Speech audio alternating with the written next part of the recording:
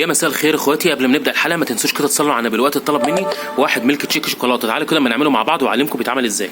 اول حاجه هنجيب الخلاط بتاعنا، بعد كده هنكون مجهزين الجالون الايس كريم الشوكولاته، وهناخد من الجالون ده 3 بولات من ايس كريم الشوكولاته.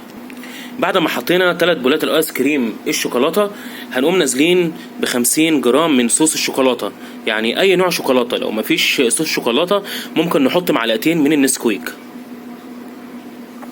تمام قوي. بعد كده هنقوم نازلين بنص كوبايه لبن او اقل من نص كوبايه لبن علشان يتماسك معانا ويدينا القوام التقيل قوي. تمام قوي. بعد كده هنغطيه وهنسيبه يتضرب لمده 10 ثواني.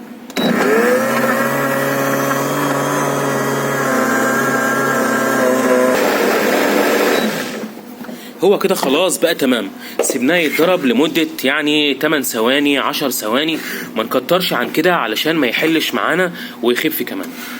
بعد كده هنقوم جايبين الكوباية بتاعتنا وهنجرنش كده الكوباية، نزوقها بصوص الشوكولاتة اهو علشان نقدمها مظبوطة. يعني زي ما انتوا شايفين الميلك تشيك شوكولاتة تقيلة. هوريكم دلوقتي وهو نازل عامل ازاي اهو، نازل تقيل اهو. هو ده المطلوب، اهم حاجه عندي ان هو ينزل تقيل. طول ما هو تقيل طول ما هو هيدينا الطعم، يعني هيدينا طعم الميلك تشيك شوكولاته بالظبط. يعني بيطلب بقى الكبار والصغيرين والاطفال بيحبوه يعني. تمام قوي.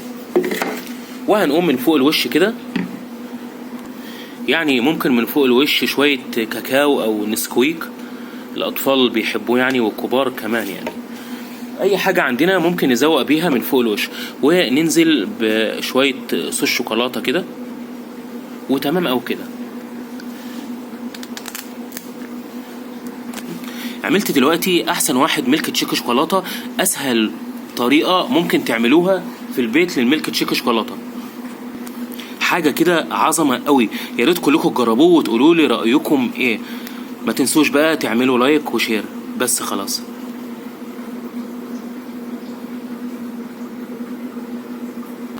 وبعد كده نقول بقى الف هنا وشفا للي هيشربه ونقدمه على كده. شكرا. شكرا.